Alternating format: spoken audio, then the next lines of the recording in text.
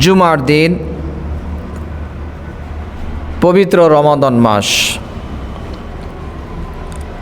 আজকের দিন এবং আজ থেকে 4 দিন পূর্বে,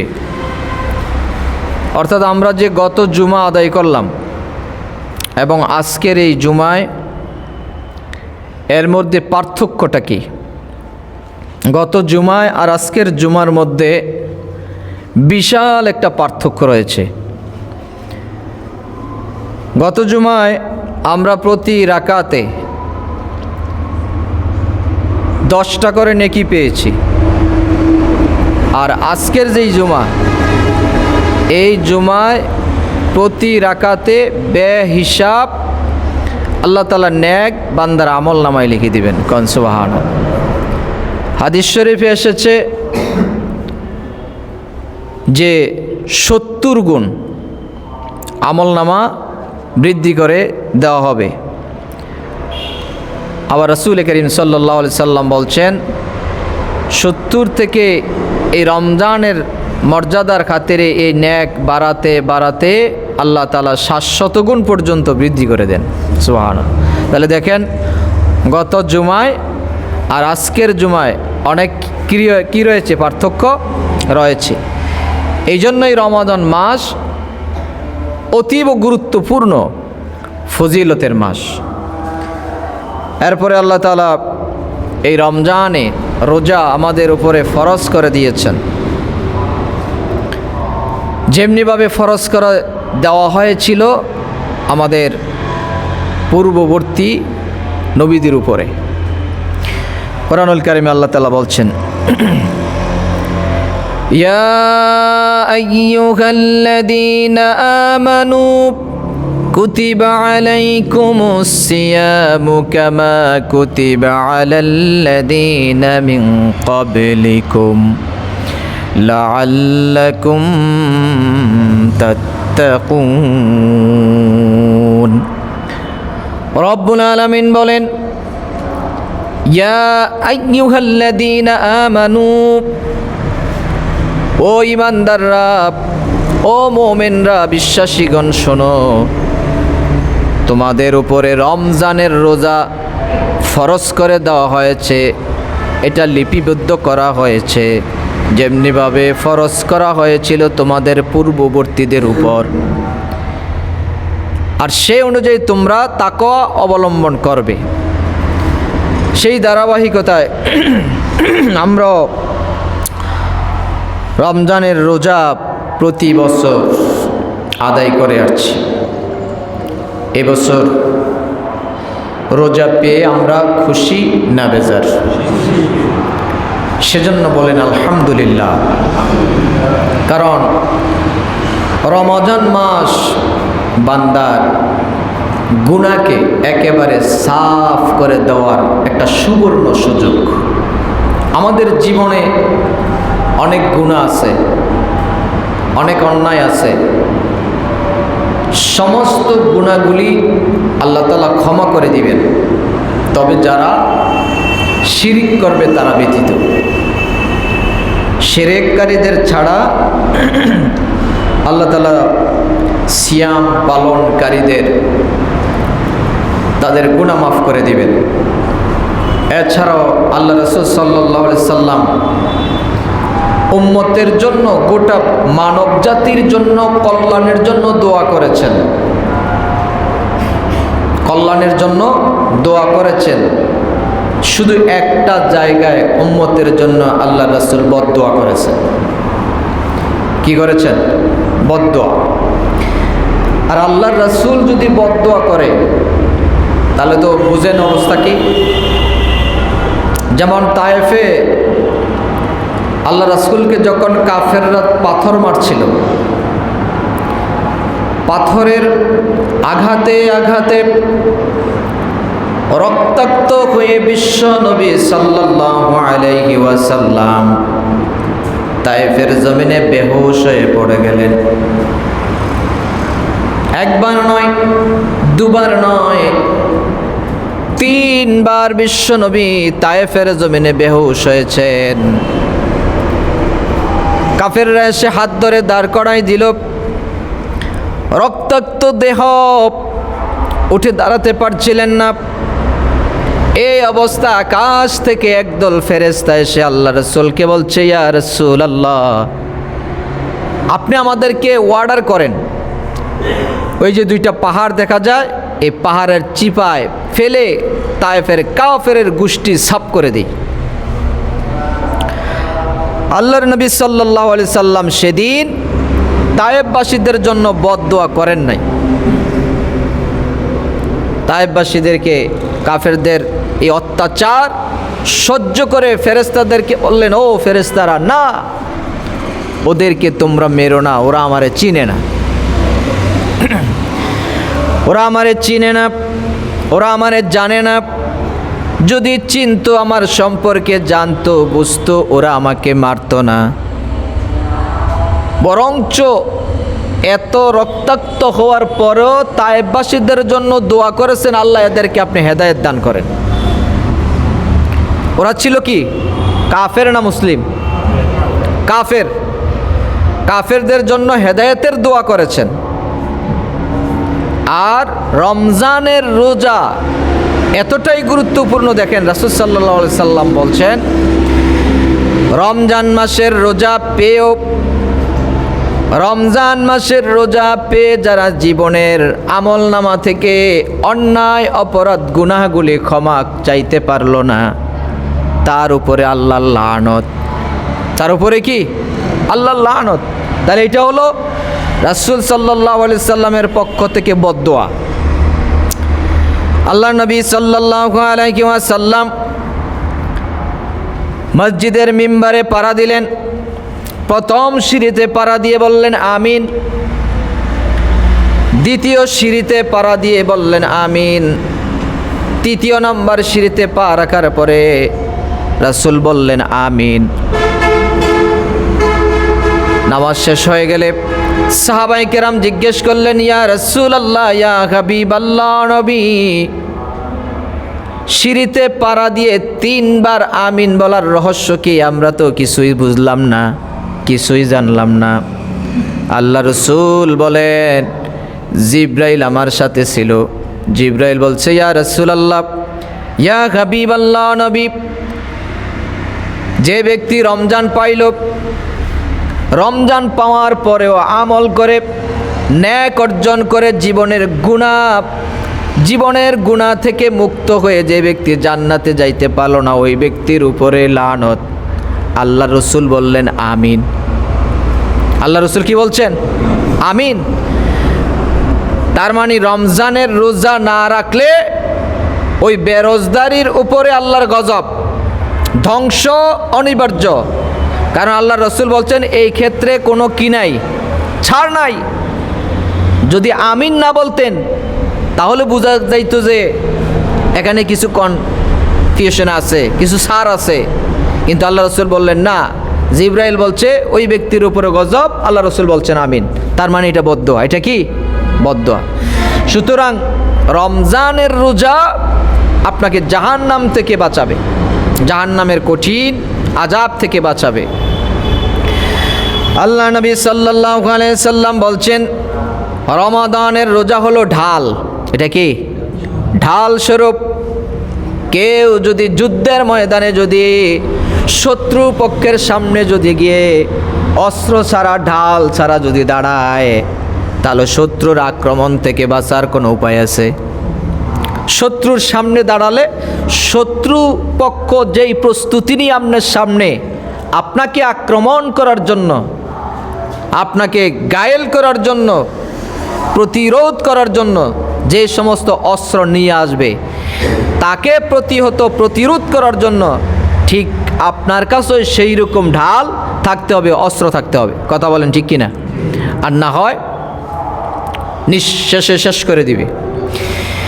এই রমজানের রোজাটা হলো এমন, যখন হাসরের মাঠ কায়েম হয়ে যাবে, জাহান্নামের ফেরেশতারা জাহান্নামীদেরকে দল বেঁধে যখন পিসমোরা বাঁধে যখন জাহান্নামের দিকে নিয়ে যাবে, জাহান্নামের দিকে নিয়ে যাবে, পাছনে হাতগুলি পিসমোরা বাঁধ যেটারে বলে, বাদ দিয়ে নিয়ে যাবে। ধাক্কাইতে নিয়ে যাবে। ওই জাহান্নামের রাস্তা থেকে, জাহান্নাম থেকে বাঁচানোর জন্য এখন আপনাকে ওখানে গিয়ে কে বাধা দেবে? ফেরেশতাদেরকে কে বলবে যে ভাই এই বান্দাকে জাহান্নামে দিও না?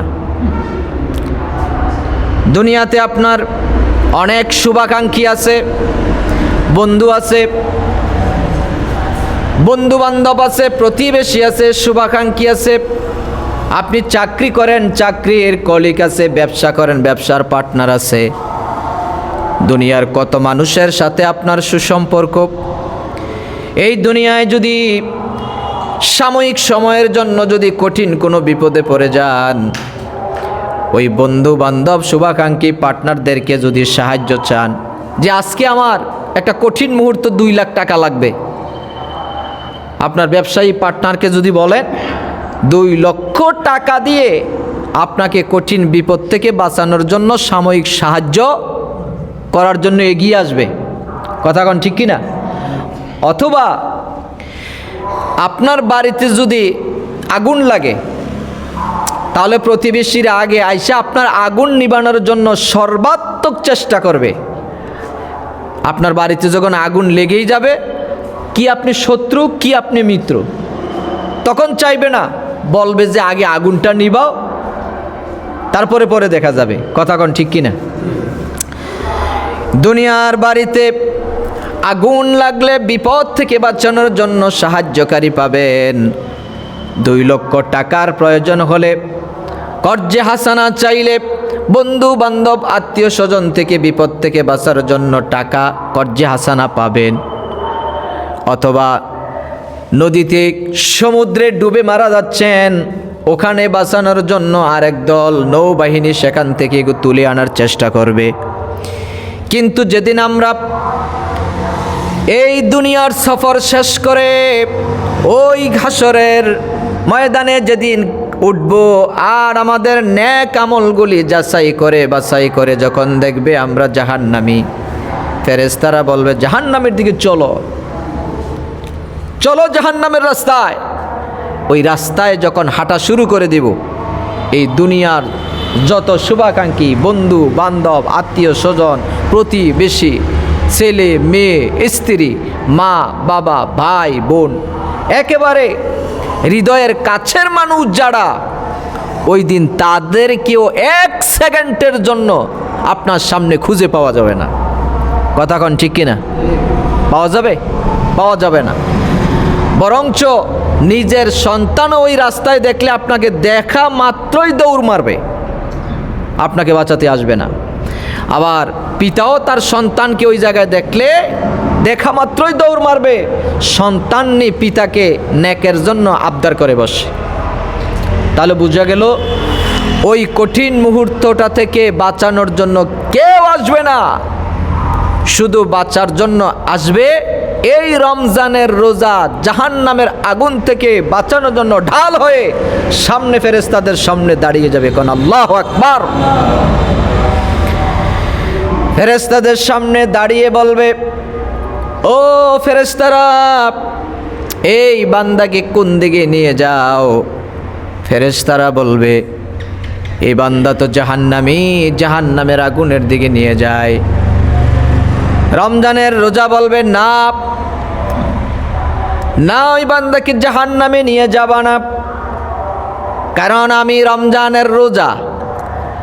এই বান্দা সকাল থেকে সন্ধ্যা পর্যন্ত না খেয়ে থেকে, সারাদিন না খেয়ে থেকেছে, স্ত্রী সঙ্গম থেকে দূরে ছিল, সমস্ত রকমের খানা পিনা পানাহার থেকে বিরত ছিল, অন্তরের ভিতরে আল্লাহর ভয় লালন করে রমজানের রোজা কমপ্লিট করেছে।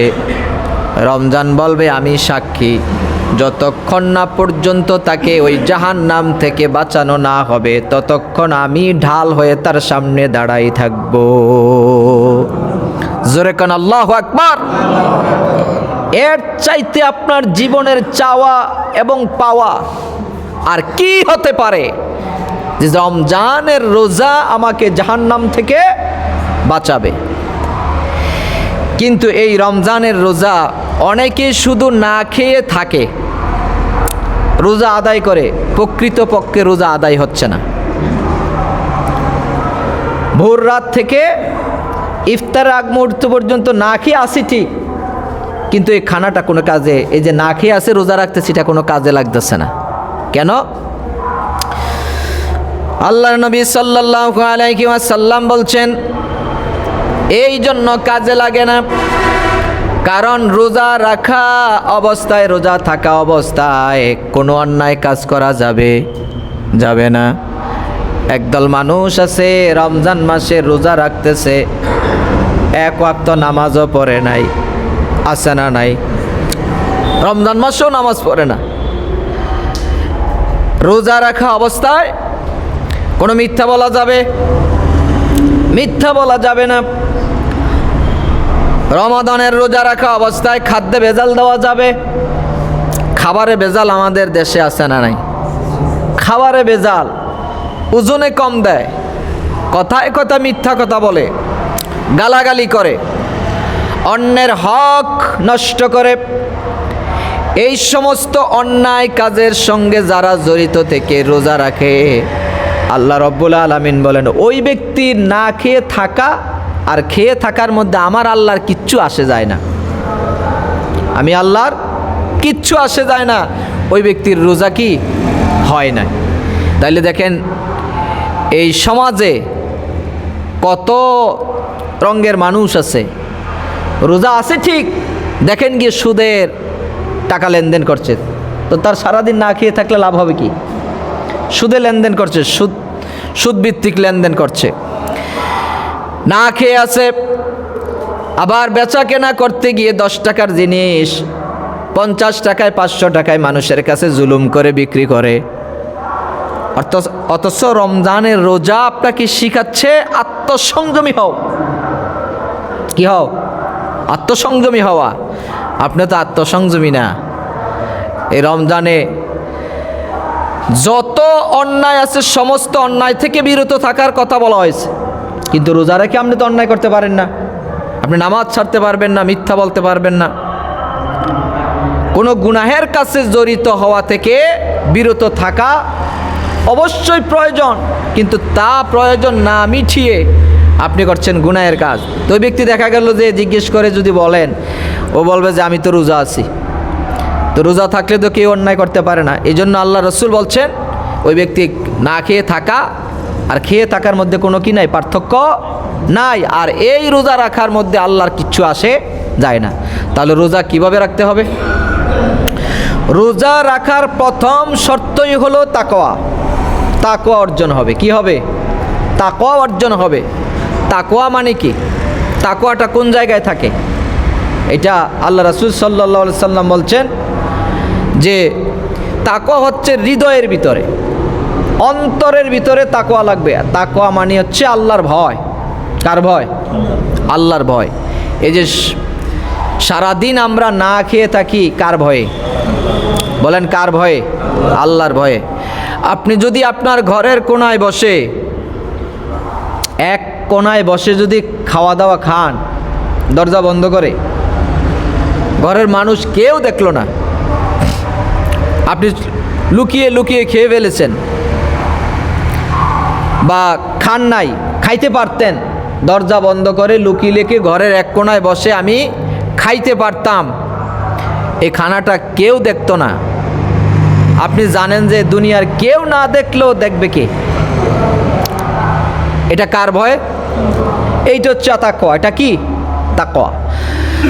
আবার এই রমজানের সারাদিন রোজা রাখার পর দিনের মধ্যবর্তী সময় যখন ঘনিয়ে আসে, অনেকের পানির পিপাসাটায় যেন কলিজাটা ফেটে যায়, এরকম অবস্থা হয়ে যায়। আপনি যদি পুকুরে বা বাথরুমে গোসলখানায় গোসল করতে গিয়ে যদি 1 গ্লাস পানি খেয়ে ফেলেন, কেউ দেখবে নাকি? কেউ দেখবে? কেউ দেখবে না। অথবা অজু করতে গেছেন, অজু করতে গিয়ে পানির পিপাসা মিটিয়ে ফেলছেন, আপনি জানেন যে কেউ তো দেখে নাই, টের পায় নাই, কিন্তু আপনি জানেন যে দুনিয়ার মানুষই আমারে দেখবে না, দুনিয়ার মানুষ জানবে না, কিন্তু আল্লাহ তো আমাকে দেখতেছেন। আমি লুকিয়ে খাইলে, পানি খাইলে বা আল্লাহ দেখবে। এই যে আল্লাহ দেখবে, এই জন্য এই দেখাটাকে স্মরণ করে আপনি আল্লাহকে ভয় করছেন। রমজানে দিনের বেলা কিচ্ছু খান নাই, এই না খেয়ে থেকে যাকে আপনি ভয় করছেন, ওই ভয়টার নাম হলো তাকওয়া। সুবহানাল্লাহ বলেন। এইটা হলো তাকওয়া। কারণ এই ভয় না থাকলে তো আপনি দিনে খেয়ে ফেলতেন। এই ভয় আছে বলেই তো আপনি কি করেন নাই, দিনে খান নাই, না খেয়ে আছেন। তাহলে এটা হলো তাকওয়ার ব্যাপার। আল্লাহ রাব্বুল আলামিন এই জন্য বলছেন, ইয়া আইয়ুহাল্লাযীনা আমানু কুতিবা আলাইকুমুস সিয়াম কামা কুতিবা আলাল্লাযীনা মিন ক্বাবলিকুম লাআল্লাকুম তাত্তাকুন।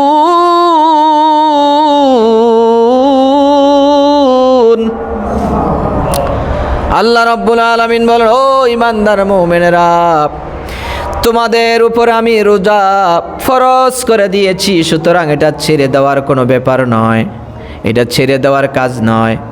এটার মধ্যে আছে তাকওয়া, আর তাকওয়া যার মধ্যে থাকবে তার উপরে রহম করবেন কে? তার উপর রহম করবেন। এই যে রমজানের 3টা অংশ আছে। কয়টা অংশ? রহমত, বরকত, নাজাত, জাহান্নামের আগুন থেকে মুক্তি। এই যে রহমত, আপনি যদি অন্তরে যদি ভয় রাখেন, তাহলে আপনার উপরে রহমত বর্ষণ করে দিবেন কে? সকল প্রকারের রহমত আল্লাহ আপনার পরিবারে, আপনার ফ্যামিলিতে আল্লাহ বর্ষণ করে দিবে। তাহলে 1 নম্বর হলো তাকওয়া অর্জন করা। 2 নম্বর, এই রমাদান মাস কোরআন নাজিলের মাস। এই রমজান পেয়ে আপনি শুধু না খেয়ে থেকে থেকে যেন সময়টা না কাটে। এই রমজানের এত মর্যাদা, এত সম্মান, এত ইজ্জত আল্লাহ এই জন্য তো দিলেন যে এই মাসের মতো এই মাসের ভিতরে আল্লাহ রাব্বুল আলামিনের কালামের রাব্বানি কোরআনুল কারীম নাজিল হয়েছে। সুবহানাল্লাহ। এই মাসটার এত সম্মানটা কেন, এত ইজ্জতটা কেন, এত মর্যাদাটা কেন? একটা মাত্র কারণ, এই মাসে কোরআন নাজিল হয়েছে। এই মাসে কি হয়েছে? কোরআন নাজিল হয়েছে। সেজন্য রব্বুল আলামিন এই মাসটার এত সম্মান বাড়াই দিলেন, এত মর্যাদা বাড়াই দিলেন। এই মাসে যদি আপনি বেশি বেশি কোরআন তেলাওয়াত করেন, আপনারও সম্মান মর্যাদা আছে না নাই? আপনারও সম্মান বাড়বে। এত সম্মান আল্লাহ বাড়াই দিবেন, এত মর্যাদা আল্লাহ বাড়াই দিবেন যা আপনি কল্পনাও করবেন না। কোরআনের একটা উদাহরণ দিলে বুঝবেন। কোরআনের গায়ে, যার ঘরে কোরআন আছে, কোরআনের গায়ে একটা অল্প দামের কাপড় দিয়ে একটা গিলাফ লাগানো আছে। বলেন কথা কোন ঠিক কিনা? বাজারের একেবারে নিম্ন দামের, 40-50 টাকা গজের। আর আপনার নিজের গায়ের জামাটা 1000 টাকা গজ, আর কোরআনের গায়ের যে গিলাফটা লাগানো আছে এটা 50 টাকা গজ। তা আপনার গায়ের জামাটার 1000 টাকা গজের কাপড়ের জামাটা যদি পুরান হয়ে যায়, এটা যদি আপনি ফেলে দেন, এরপরে যদি আপনার পায়ে যদি এটা পারান, এটারে কেউ চুমো খাইবনি? বলেন চুমু খাবে? চুমু খাবে না, কারণ এটার ব্যবহার শেষ। আর কোরআনের গায়ে লাগা যেই জামাটা, আমরা যেটাকে গিলাফ বলি, গিলাফ, এটা 50 টাকা গজের। এটা যদি পুরনো হয়ে যে কেউ ফেলে দেয়, এরপর আপনি হাঁটতে গিয়ে যদি আপনার পায়ে লাগে, এটা হোক কম দামি, এটা তুলে আপনি কি খাবেন? চুমু খাবেন। কারণ জানেন যে এই কাপড়টা কোরআনের গায়ে ছিল, যার কারণে এটার অনেক সম্মান। এটা কোরআনের গায়ে লাগানো একটা গিলাফ বা জামা, এটা পুরনো হয়ে গেছে, ফেলে দিছি ভুলবশত বা আমার পায়ে লেগে গেছে, এরপর এটা তুলে আমি চুমু খাইলাম। এটার কেন? কোরআনের গায়ে লাগার কারণে। তাহলে দেখেন, বাজারের নিম্ন দামের একটা কাপড় কোরআনের গায়ে লাগার কারণে পূরণ হয়ে ফেলে দেওয়ার পরে পায়ে লাগার কারণে চুমু খাইলাম, ওই কাপড়টার মর্যাদা বেড়ে গেছে। আপনি যদি কোরআন শিখেন, কোরআন পড়েন, কোরআন তেলাওয়াত করেন, কোরআন দিয়ে যদি নিজের জীবন গড়েন, কোরআন দিয়ে যদি নিজে চলেন, নিম্ন দামের বাজারের কাপড়ের যদি মর্যাদা বাড়ে আর আপনি নিজেই যদি কোরআন আমল করেন, তাহলে আপনার মর্যাদা আছে না নাই? বলেন, সম্মান আছে না নাই? সম্মান বাড়াই দিবে কে? আল্লাহ। এই জন্য আল্লাহ রাব্বুল আলামিন কোরআনুল কারিমে বলছেন, ফাকরাউ মা তায়াসসারা মিনাল কোরআন। কোরআন তেলাওয়াত করো যেদিক দিয়ে যেভাবে তোমার যতটুকু সহজ লাগে, যেভাবে যতটুকু তেলাওয়াত করবা সে অনুযায়ী ততটুকু কিয়ামতের কঠিন হাসরের মাঠে আল্লাহ বলবেন তেলাওয়াত করো। তেলাওয়াত করার পরে যখন জান্নাত দেওয়া হবে, জান্নাতে ওই তেলাওয়াতকারীকে আল্লাহ বলবেন তেলাওয়াত করো। তেলাওয়াত করতে করতে যেখানে গিয়ে তোমার তেলাওয়াত শেষ হবে, ঠিক সেই জায়গায় জান্নাতের ভিতরে তোমার জন্য একটা নতুন বাড়ি হবে। সুবহানাল্লাহ। জান্নাতের ভিতরে একটা অতিরিক্ত ঘর তৈরি করা হবে। এই ঘরে যে সকল রড, সিমেন্ট, বালু, ইট লাগানো হবে, বলেন দুনিয়ার পচা রড সিমেন্ট দিয়ে বানানো হবে না। ওই ঘরে যেই জান্নাতের ইট, বালু, রড, সিমেন্ট ব্যবহার করা হবে, এর সামান্য এক টুকরা যদি দুনিয়াতে ফালানো হয় বা দুনিয়াতে যদি দেওয়া হয়, এই পৃথিবীটাকে কয়েক হাজার বার বিক্রি করলো ওই ঘরে নির্মিত জানালার এক টুকরা রডের দাম হবে না। সুবহানাল্লাহ বলেন। তাহলে ওই দামি জান্নাত, ওই দামি ঘর আমাদের দরকার আছে না নাই? এরপর আল্লাহ নবী সাল্লাল্লাহু আলাইহি ওয়াসাল্লাম বলেন, এখানে শুধু শেষ নয়, রমজানের রোজা যারা কমপ্লিট করবে আল্লাহ তাআলা তাদের জন্য জান্নাতের ভিতরে স্পেশালি একটা জান্নাতের দরজা রেখেছেন। সুবহানাল্লাহ বলেন। স্পেশাল একটা দরজা রেখেছেন। জান্নাতের 8টা দরজা আছে, এর মধ্যে একটা অতিরিক্ত দরজা, এটার নাম হলো রায়্যান। এটার নাম কি? রায়্যান। এই রায়্যান নামক দরজা দিয়ে কেবলমাত্র শুধু রোজাদারদেরকে হাসরের ময়দানে ডাকা হবে।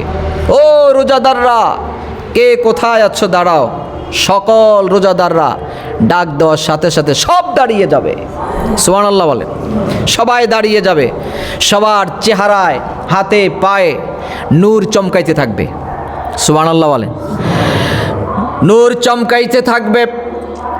এত এত আলো তাদের চেহারার মধ্যে চমকাইতে থাকবে। ওই রোজাদার ব্যক্তিরা ওই রায়্যান নামক দরজা দিয়ে ফেরেশতারা দেখাই দেবে, আসেন, আহলান সাহালান মারহাবা, খুশান্দে তাদেরকে স্বাগতম জানাতে জানাতে এই দরজা দিয়ে ঢুকানোর পর অন্যরা বলবে, এই দরজা কাদের জন্য? ওরা সবাই ঢুকে গেল, আমরা কেন পারলাম না? কয় তোমরা রোজাদার না, আর কেউ ঢুকতে পারবে না।